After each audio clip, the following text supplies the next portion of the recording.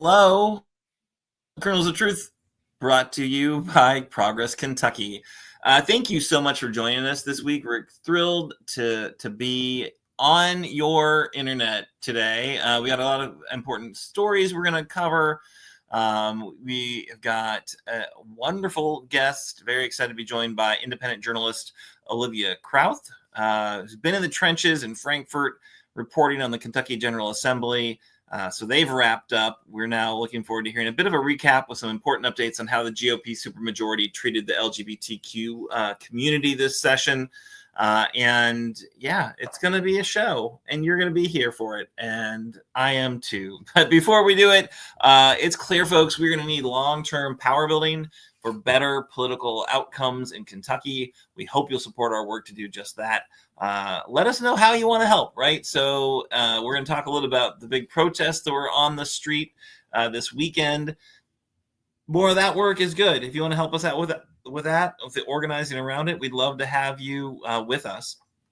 We're focused on that type of effort. We're focused on fighting back against Trump and his government of, by, and for billionaires. So if you're in Kentucky, if you're progressive and you're fired up to help bring more progress to our commonwealth, join us. You can be boots on the ground, or you can make a contribution right now via our secure online website. Help use Act Blue to turn Kentucky purple. $10, $20, $200. It all adds up. It all adds up to real political change. So now let's check in with our co-host. Let us know who you are, where you are. What are you protesting today? What's your protest sign say today? And you on the internet, we'd love to hear from you as well. Let us know what you're most concerned about today. Feel free to put it in the chat while we're sharing ours. I'm Aaron, coming to you from Lexington. My sign says, how's your 401k looking, Kentucky? And that's me. All right, Chris, you there? Yeah, I'm here from Berea, Kentucky. And my protest sign says Viva la Revolution, because it's going to take one heck of a pushback against the craziness that's going on right now for us to, have to get back on track. It's going to take a lot. So back on track for sure. We're going to need a revolution. It is each day new craziness. And we might have another co-host with us.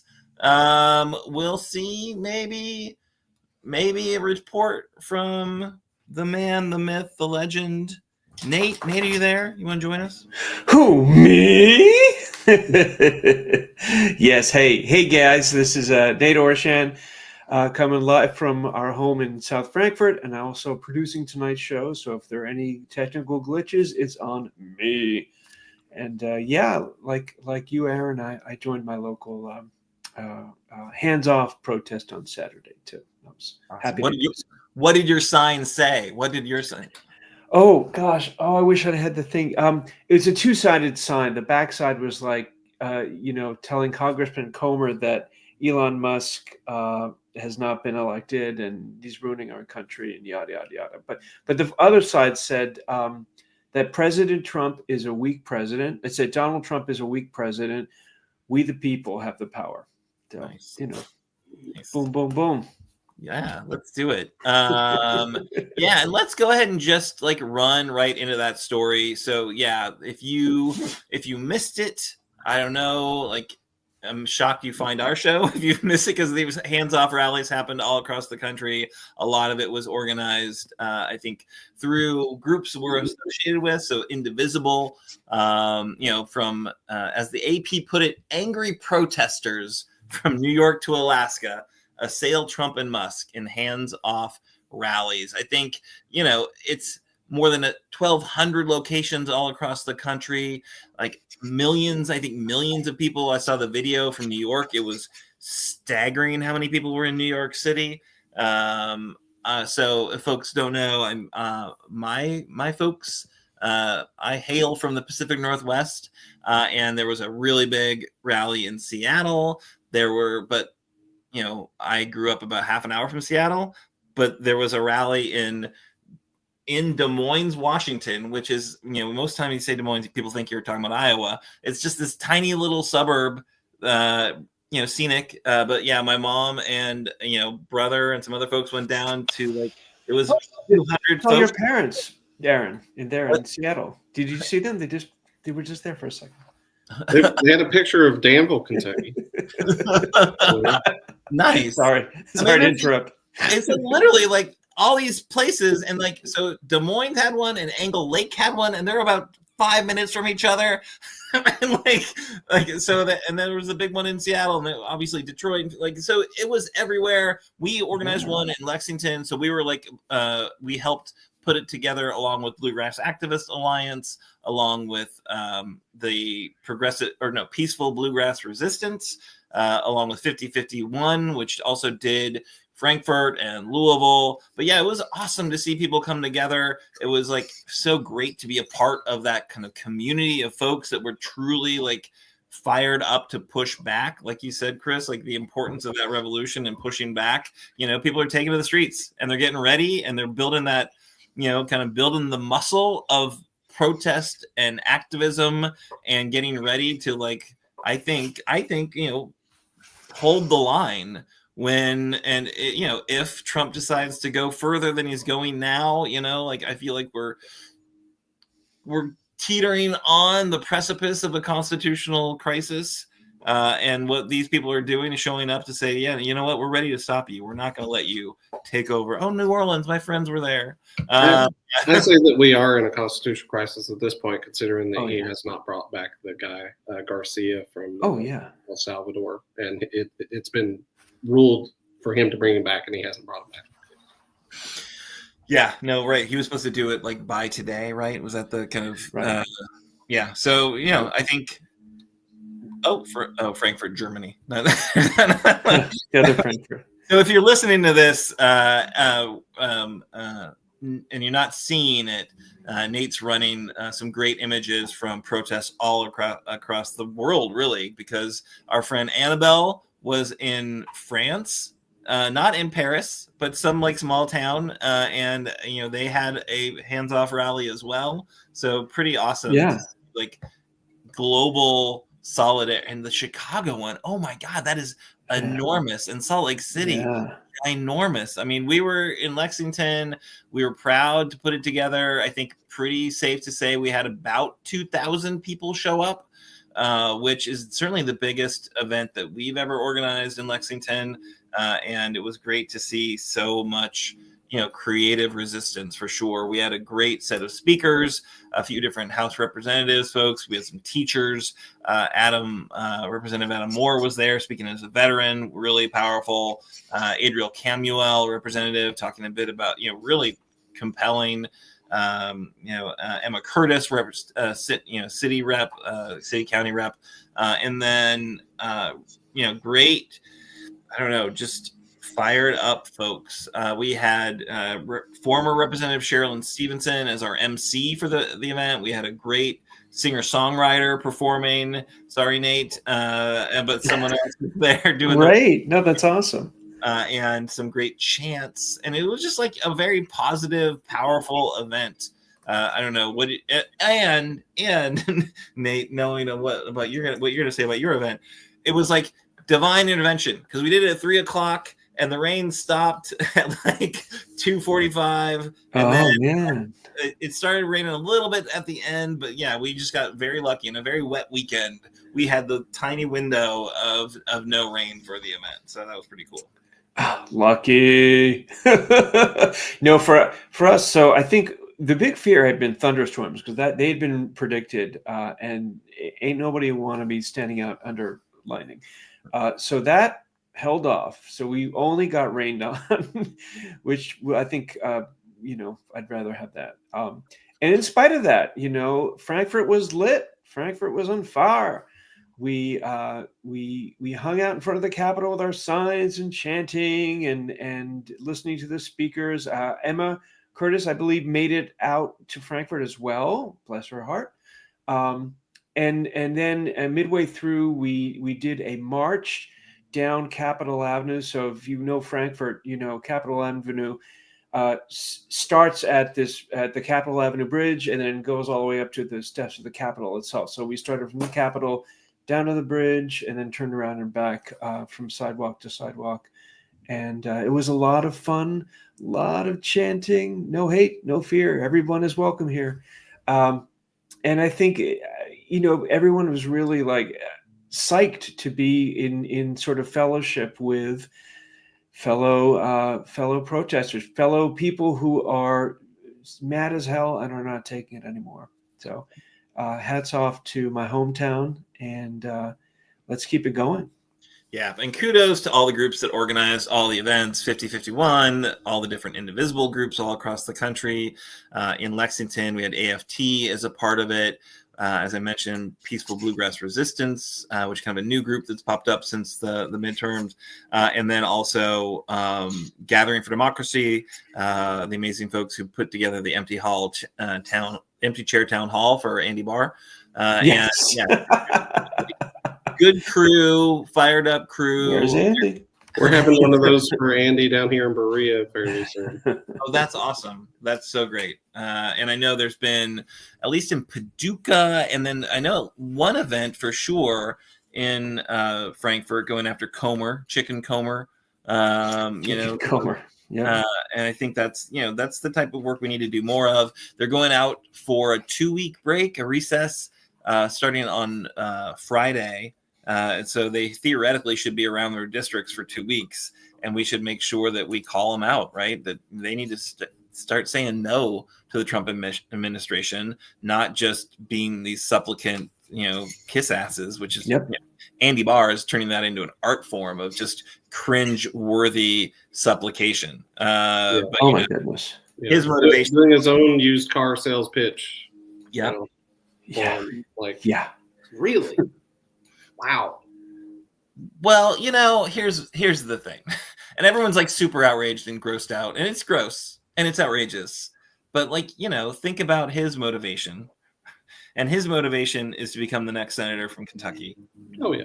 And he absolutely knows how you win a Republican primary statewide in Kentucky is by having Trump firmly, loudly, crassly behind you. And he will not win unless he gets that. Either he gets Trump to not make an endorsement or he gets the Trump endorsement, right? But if Trump endorses Cameron again, it's going to make it really hard for Andy to win that nomination because he just doesn't have the statewide awareness. Dan Cameron is run statewide, won statewide, lost statewide as well, right? But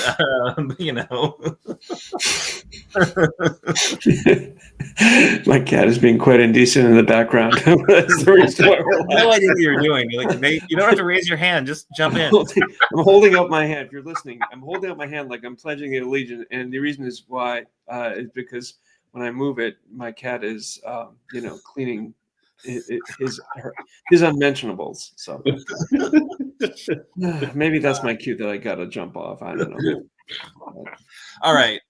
So I think as we go into this recess period, though, every group possible needs to get engaged, get after these members of Congress, and start to increase the pressure on them. We know that Barr is going to double down. He did it again, called us paid protesters, said that the hands-off event was, just a bunch of people getting paid to be there. Where do I get my check? I feel like, whatever, if they're going to accuse us of that, they need to either show receipts, show somebody who's gotten paid, or give me money. You can't just be casting these aspersions. They're just such liars. It's just so gross. Yeah. And people believe it. People are such chumps. They're oh yeah, those people are getting paid to be there.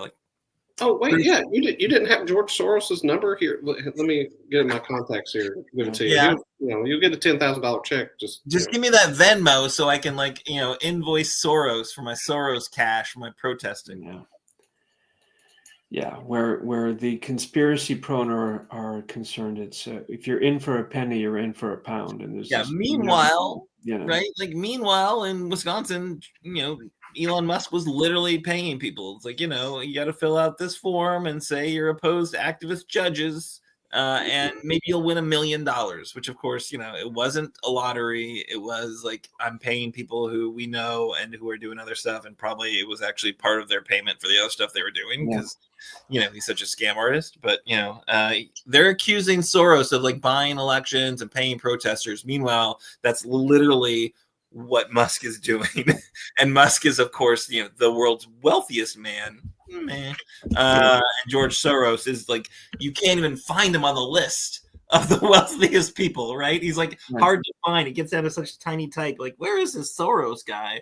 Meanwhile, you've blown past all these people that are actually on stage at Trump's inauguration, right? Like all the world's really wealthiest people are there behind Trump. And it's like, these billionaires want to support the liberals. Like, Anyway.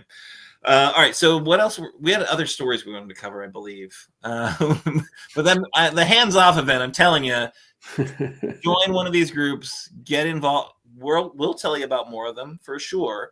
Yeah. It definitely look early. I have a cousin who lives in Ohio who said that he tried to look up Saturday morning a protest near him, and he lives in one of the bigger cities in Ohio, and Google was not populating it for him. He had to search quite a bit to find one. Yeah, it's so weird that these billionaires that are backing Trump aren't using their tech for good to help make it easier for us to protest Trump. No, for sure. I think, the hands-off event was really well organized. If you went to the handsoff2025.com page, you could definitely find a great protest, or just bookmark Mobilize. All the legit events are going to be on Mobilize. You can find them there, and you can tell like who's behind the event and if they're like a group that's done other stuff. So I would say Mobilize is a great tool to use to find the actions around you for sure. All right, so I think we're going to do another News of the Week story. We're going to turn kind of more of a state focus, more of a higher ed update from our most educated person here on the show. So I like to talk about education, being an educator myself, and there was this really weird. There's two things about education I'm going to mention today. The first one, not good. The second one, interesting and could be good. So there are about, I think I read 1,300 graduate students at the University of Kentucky, or not just graduate students, sorry. Folks who are on student visas at the University of Kentucky. And there were several of them, and I've looked at multiple reportings of this, and there was not a number stated. It just said several of that 1,300 that were denied their visa to return to school for some reason, and there wasn't a whole lot given about why. It's just that the University of Kentucky complied with the Trump administration and their agenda, and those students are no longer allowed to come back to the States to finish their degree. Hopefully they're at a point in their degree where they can do it abroad over the internet for their sake, so they can finish which is just it's maddening to me. Like my wife is from China. She was here on a student visa at the University of Kentucky doing her research. That was several years ago, but just like that could have potentially been my wife at that point. So I'm just flabbergasted that this is happening. This level of screening people, and we don't even really know. Yes, it can happen here, and it is happening here, and we really don't even know why that they were denied their visa. Like it's very shady. Not a whole lot of transparency about what happened and why. And then, so the small positive part is that the Kentucky legislature passed a bill that can potentially allow universities to offer more higher ed level classes, or sorry, not just classes, but programs. And so, hold on, I was going to give you a little bit of that here. So Western Kentucky University was looking at adding a veterinary program. I'm guessing that there was a bit of red tape before this for them getting programs like this, and then now it's reduced and made more lax legislation about what they can do. Like EKU is looking to have an osteopathic medicine program, and things like that. A lot of it is centered around medicine, but it can also be other PhD programs as well. So, maybe Morehead State and Kentucky State and the rest of them can get other further upper level specialty programs and offer some PhDs and have less red tape or legislation bureaucracy to deal with. So that could be a good thing. I'm not sure what the red tape was in front of them before this. It may have had more strict guidelines about who was able to do what, which I know some states really like to treat their university system in a way that that certain schools will focus on certain things, and that's kind of dictated by the state. And I think Kentucky does that a little bit, but not as hardcore as some other states. So what do y'all think about this? Yeah, I mean, I think anything the legislature does about higher education, I get a little, I look at it skeptically. I have to run for a minute. So sounds nice. It sounds good. It sounds like it's a positive step for sure.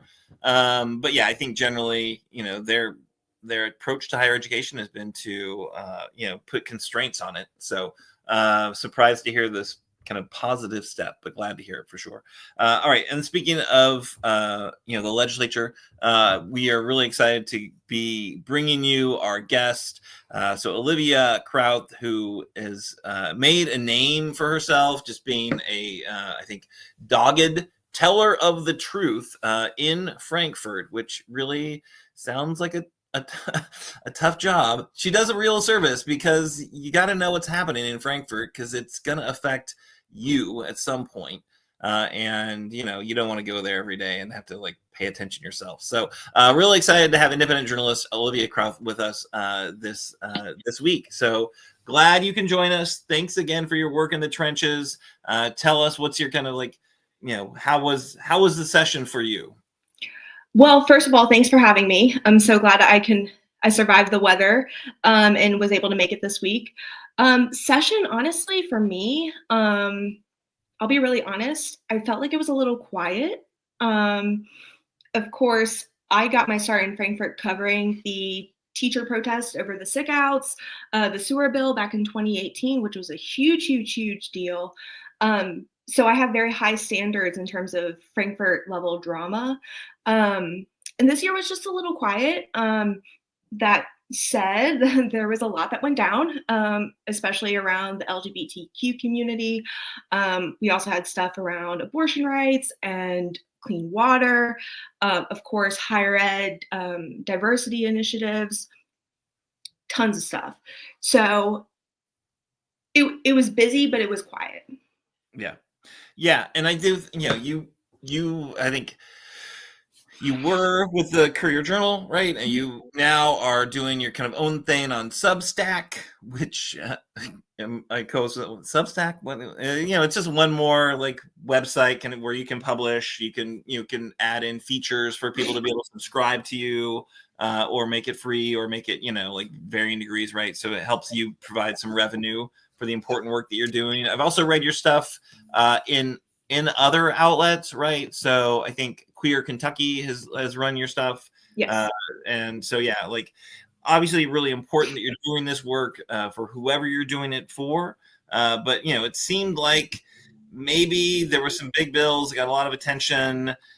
We covered the water pollution bill extensively here. You know, obviously we're not really a news source. I wouldn't ever suggest anyone use us as a news source. More of a kind of a rallying point for activism, engagement, and organizing. So we thought that was a really important bill to spotlight and urge people to take action on. Unfortunately, as we covered last week and before, like, you know, the way vetoes work in Kentucky is the governor vetoes it, and then they schedule their session so they can come in and overturn all the vetoes, and they don't have to do anything especially cool to overturn the vetoes because it's just a majority vote, which also is what it requires to pass a law. So if you can pass a law, you can overturn a veto, basically, right? Unless you're somehow you had some call to action and your conscience was invoked and you're like, oh, maybe this was a bad bill, which I was really hoping that some people would have like some turn of heart over the water pollution bill, but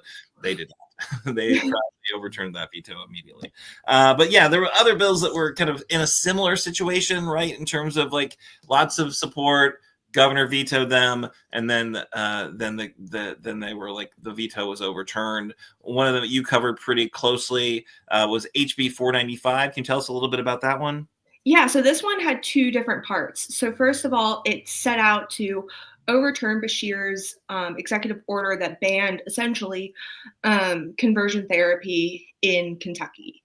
And that was the initial focus of the bill. And then later on, it randomly, at the last second, as things often happen in Frankfurt, got this change, this committee substitute version that would also restrict Medicaid dollars from covering transgender individuals' gender affirming care, so hormone therapies and also any sort of gender affirming surgery. So that obviously it started as a big deal for the LGBTQ community, and then it just kept being a bigger and bigger deal with that new addition. I don't know exactly how many transgender Kentuckians use Medicaid to cover those really necessary services for them, but they're about to lose that healthcare. Yeah. So that, it seems like the legislature likes to do like, hey, here's our one big anti-LGBT bill. Let's like put all of the horrible things in that one space. And, that way, I don't know, they make sure their anti-LGBTQ agenda gets done in one kind of like one package, clearly. And I'm going to figure out whether it's an HB or an SB. I think it was HB 150 2 sessions ago. SB 150 was the big, that. What do I think it is? It's wrong. It's the other one. So that was horrible. That was an omnibus bill, and unfortunately, I know that they've tried to overturn it, but it seems like the will of the legislature in terms of a GOP supermajority is they like to be cruel to queer folks in Kentucky. Yeah, I mean, I would agree with that. I think we have a demonstrated track record at this point. We had, I believe it was back in 2022, we had the anti-trans student athlete bill that blocked trans girls and women from participating on girls and women's sports teams in the state. And then, of course, we had SB 150, which was considered the nation's worst anti-trans law, in a whole sea of them in 2023.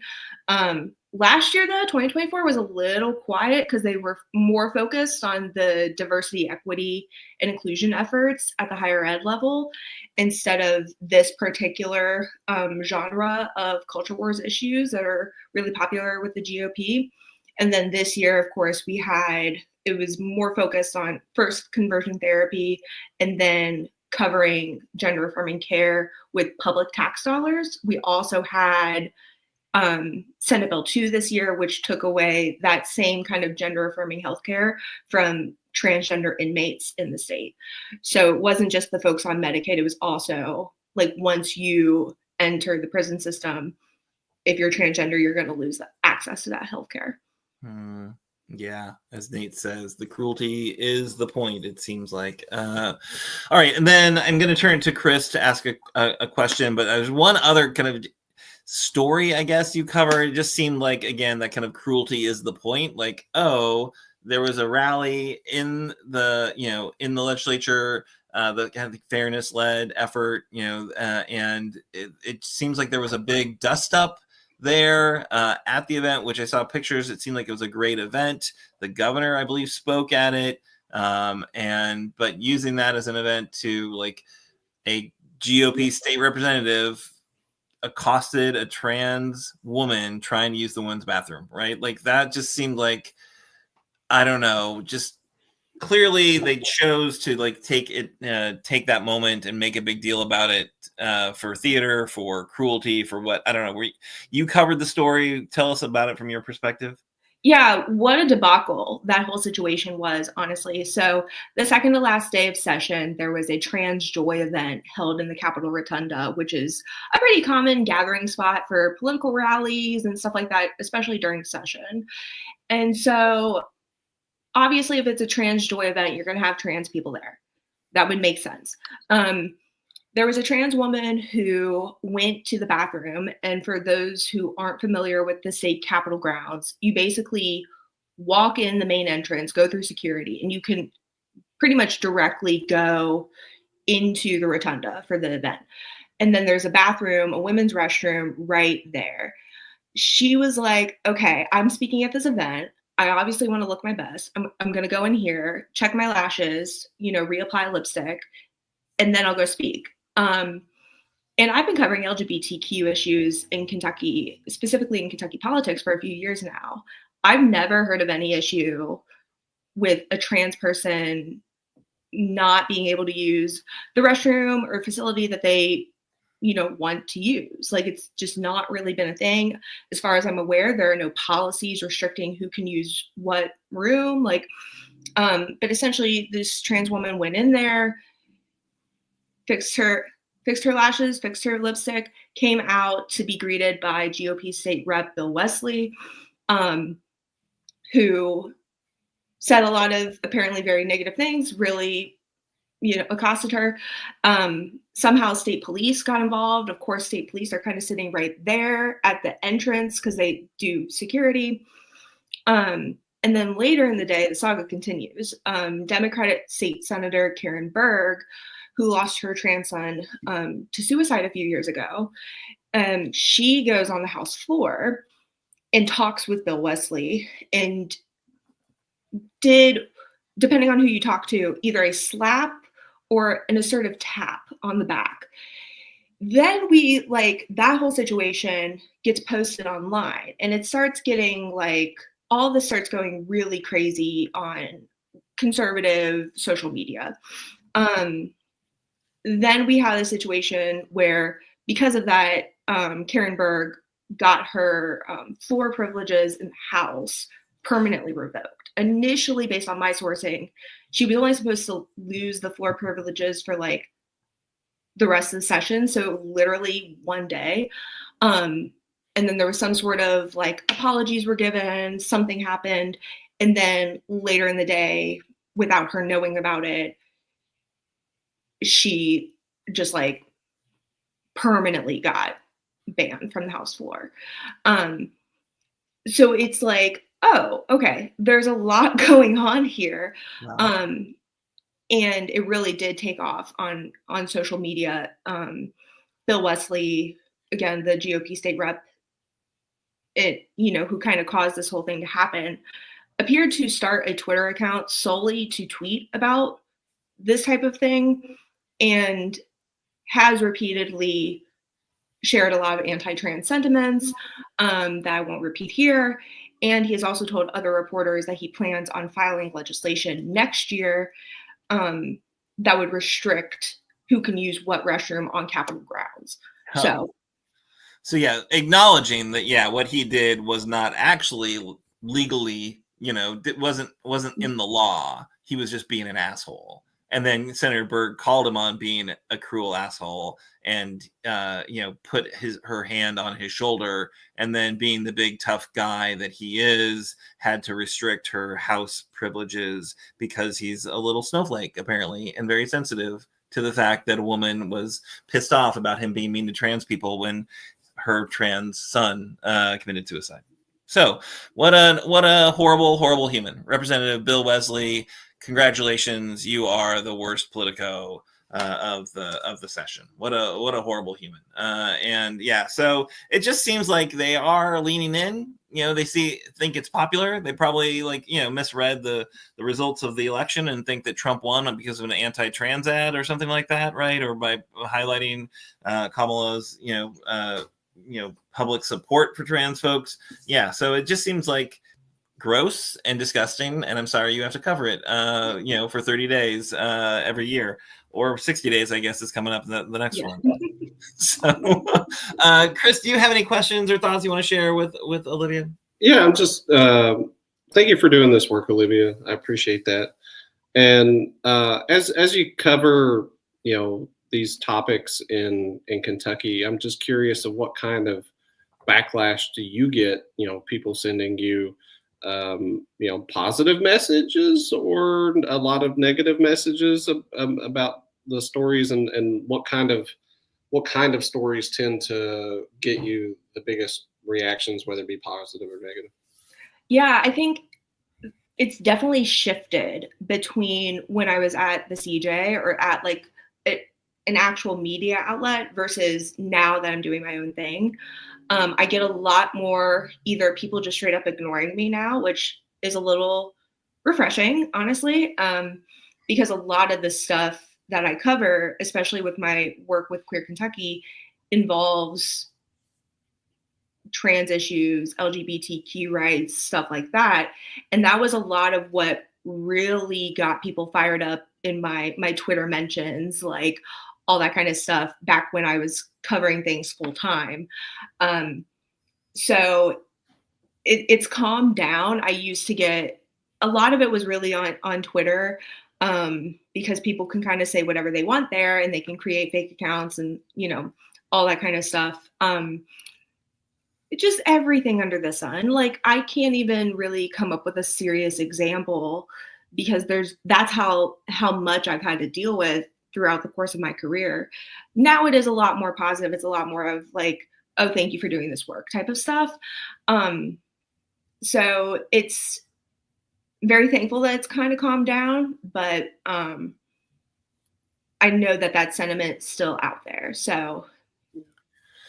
Well, I wonder, it's such, I will say again, thank you for this work, right? Because I certainly don't want to be in Frankfurt for those 30 days. But, I think it's important that we have the facts, and actual reporting, and not just, blogs or people's YouTube video or TikTok video, saying what they're saying. I think, having somebody who's actually a journalist and follows journalistic standards to, tell the truth about what's happening back there is really critically important. How hard has it been, like, making the transition from the CJ, where everyone clearly knows the institution, to like you being an independent journalist, kind of making your way through it? Have you noticed it's harder to get access, or is it, what's the job look like now as an independent journalist?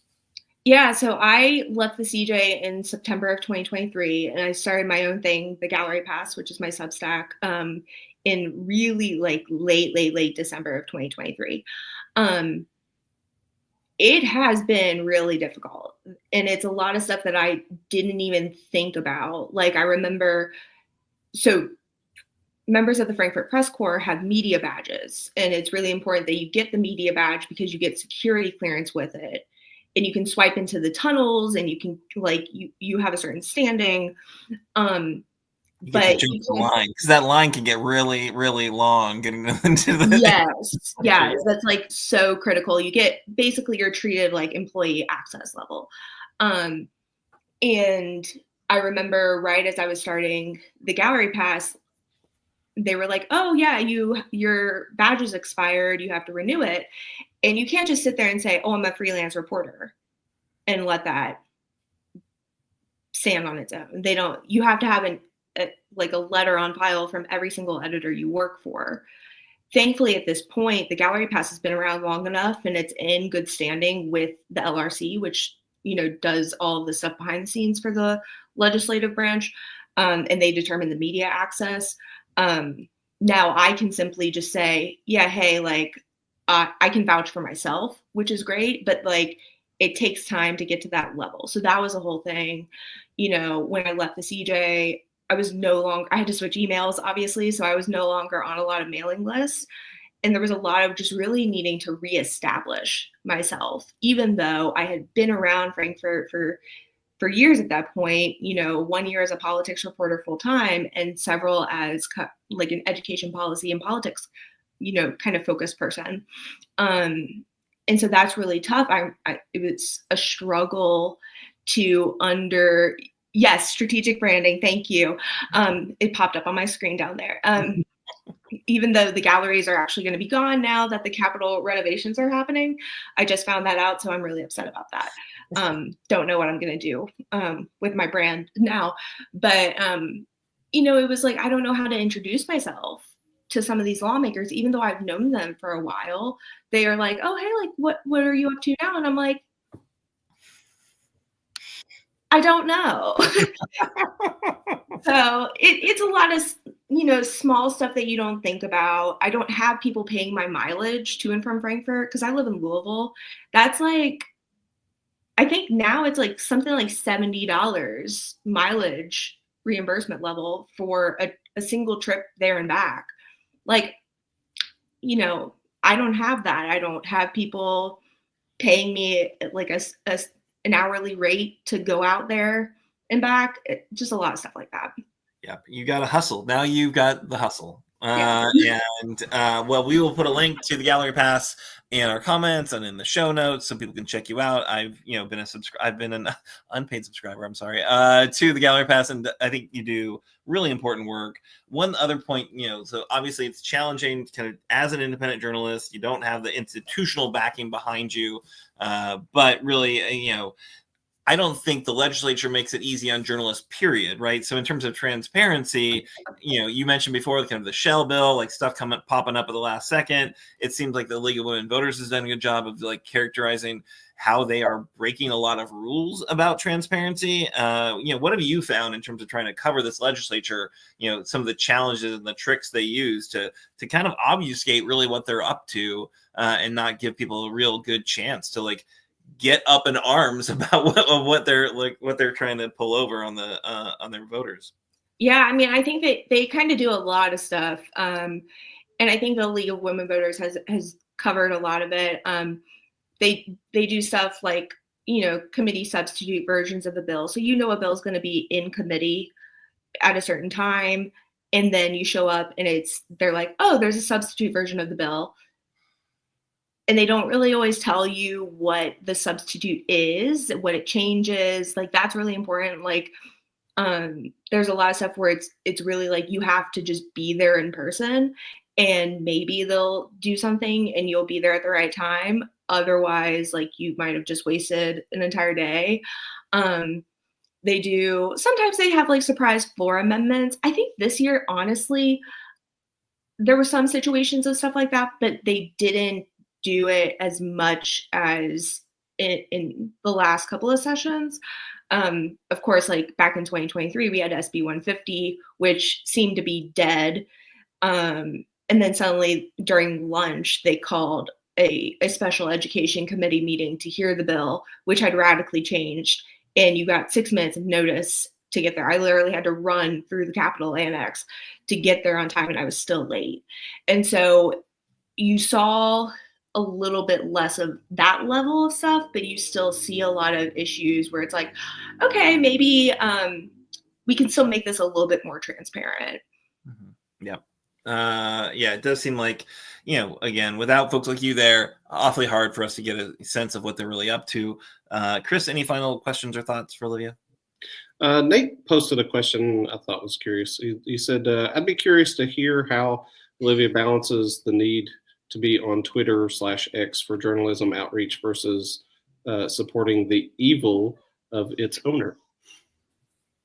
That's a very fascinating question, because when I was at the CJ, a big reason why I left was because I had been using Twitter a lot over the course of my career for, outreach, for audience engagement, all that kind of stuff. And they finally started cracking down on some of the tweets that they felt were objectionable and like unbecoming of me. And I was like, I'm not dealing with this.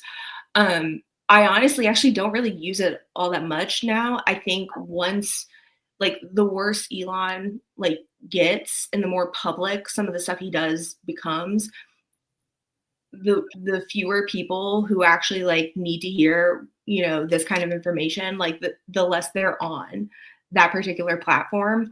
And also like I don't have to post on social media anymore. I just don't really post on social a ton, really, at all, regardless of what platform it is. I will add that I had been paying $8 a month for the last year or so to have my blue check, because if you pay for the blue check, you get a portion of the ad revenue that your tweets generate. And so I just canceled that because it was like, I'm not going to do this anymore. Like, it doesn't make any sense for me. So that is the best I can do with answering that question. Yeah, social media, it's, kind of a necessary evil. And it seems like more and more of them are literally evil these days. And maybe less and less necessary, I suppose. So, Olivia, thank you so much for joining us. Thank you again for the work that you do as an independent journalist. Everyone should subscribe to the Gallery Pass. Look for her work in Queer Kentucky. Great publication for sure. And thanks again for joining us. Of course. Thanks for having me. Cool. All right. So we are going to jump to, I think, a call to action, which really important that, we do this work. We do this weekly live stream so that people can be active, right? Like, we want to give you the information you need. So I would say the call to action this week, keep doing what you're doing, right? So I'm hearing word there's going to be another protest on the 19th. So you've got 10 days to rest up and recover from this weekend. There'll be another protest on the 19th to get out there, maybe get a new sign, maybe, make a few extra signs for friends. What I'd really suggest you do is text a few friends, like hijack the family text thread and say, hey, I want to make sure you saw the coverage of this hands-off event I went to.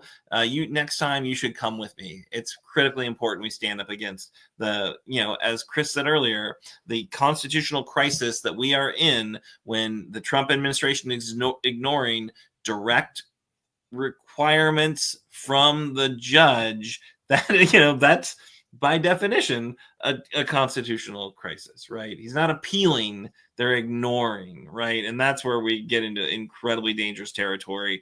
If you believe in the separation of powers, if you believe in three branches of government with their own kind of areas of influence and expertise and role, if you believe in the Constitution, right, which I do feel like the Republicans used to make a huge deal about the Constitution. They were like the Constitution party. And now it seems like not so much of a deal breaker for them anymore. Yeah, exactly. And I want to reiterate what you said about texting people, like letting people know, even if they don't normally get out there and march and protest, like it can be uncomfortable getting out there for the first time. But give them some encouragement, because we're gonna need every last person to stand up and push back against the insanity that we are dealing with at our current moment. And it's going to take all of us, every one of us. That is 100% right. Like, you cannot sit on the sidelines, unless you think it's okay that, they're ignoring their constitutional roles and responsibilities, unless you think it's okay that, a bunch of like hacker tech bros are cutting, important payments to farmers, right, who are going to go under without these, federal programs they signed up to take part in, actually following through and doing the thing that they said they would do for the thing the farmer said they would do, right? There's all these federal contracts that are just being absolutely canceled and clawed back, even though an actual contract was signed with the federal government. And it's not just farmers, it's folks doing clean energy programs. It's, it's food for, poor kids, right? Like so many things that we're just walking away from because the Trump administration has decided it's too woke, right? Like a guide to woke for basic dickheads. Like anything you don't like is woke. That's what we got right now. These folks do not have enough of analysis. They just think it's like, hey, whatever, we don't want to do, we're not going to do. And we're going to be jerks about it. And we're going to divide the world into the us and against us, right? And they're, in fact, proactively pushing people into the against us category. So if you're not for us, being Trump and Musk and the buy and for billionaires, it's time to get off the sidelines and get on the streets. And again, some great visuals of the hands-off rallies all across the country. And we're going to need to do it times 10. I mean, like these were big. We need to be a lot bigger if we're actually going to stop bad proposals from this administration, for sure. If we're going to bring people back from illegal, captivity in other countries, it's just insane to say it, right? If we're going to protect international students, giving them some ability to stay in this country and continue to follow their education. It's going to take all of us all the time. And I'm sorry, because no one signed up for that. But yeah, well, for the next year and a half until we hopefully flip the House and get some checks on this administration, and very likely beyond that, right? Because it's not like we're going to be able to, I'm a political realist. I've looked at the map. It seems highly unlikely that we're going to be able to flip the Senate back. I think the House is absolutely something you can do, and a 15-point swing that we saw in those races in Florida, a 15-point swing. If we can maintain that, we can absolutely take back the House for sure. Yeah, but it's going to take us maintaining this degree of piss offedness for a year and a half for those elections. All right, Chris, how was tonight's therapy session for you?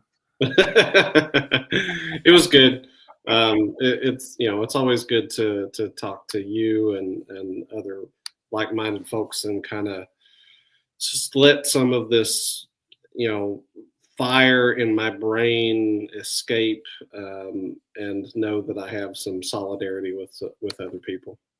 Absolutely. We appreciate you taking the time away from your busy life. I know there's Dubai chocolates to make. If folks have not tried, and this is not a paid promotion, I am just saying this because this chocolate is so damn good, and you should eat some Good Deeds craft chocolate. I have a wrapper right here. I don't have an actual bar because I ate the bar, but this stuff is good stuff, and you should absolutely support Good Deeds craft chocolates wherever you can find them. We're going to be next.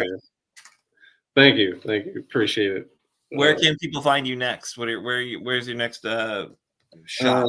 Let's see. I have a bourbon and chocolate pairing at the Bluegrass Distillery in Midway Thursday, April 17th at 5 p.m., I believe. And then the next evening, the Void Sake has a night market, and I will also be at that night market on the Friday, the 18th. Friday the 18th. Sounds like a good spot to come and check out some craft chocolates or some sake, or get some sake and walk around and check out the crafts. And I'm always at the Berea Farmers Market. My wife's a farmer here, so we always have some chocolates there too. Nice. So many good spots to get yourself some amazing Easter's coming up. And he's got some lovely, this one actually had a pink foil around the chocolate bar that I consumed. So that pink foil is going to go lovely in the Easter basket for sure. All right. Anyway, enough of this unpaid solicitation. Y'all have a wonderful evening. Thank you so much for joining us on this week's Kernels of Truth. There is, I think, some things we're supposed to say. Kimberly's not here. She always closes us out. Chris, do you want to try? Do you want to try? Yeah. Close us out? I can close it. All right, so Progress Kentucky is a nonprofit organization registered with the Kentucky Secretary of State and organized as a 501c3. We are affiliated with the Indivisible Project and the Commonwealth Alliance for Voter Engagement, CAVE, and are also proud members of the Forward Kentucky Network. Progress Kentucky's goal is to educate, organize, increase voter turnout, and advance a progressive agenda through civic engagement. Please join us next week for our 205th episode. We'll be joined by someone. Great. Oh, sorry. Next week is, I think, our 206th episode. Yeah, I think so. We can update this. So Nate Orshan wrote and performed our theme song, and he also produced today's show. Hey, Nate. You can find more information and his music at natosongs.com. Head there for 0 songs about the North Atlantic Territory Treaty Organization. If you miss our weekly live stream on Facebook or YouTube, audio podcasts and our show notes are available on Apple, Google, Spotify, and wherever you get your podcasts. If you do listen to the pod, please leave us a 5-star review. Not 4, not 3, 5, okay? 5 stars. We're awesome. Wherever you are listening right now. All right. Thank you all. Woohoo! Thank you, Chris.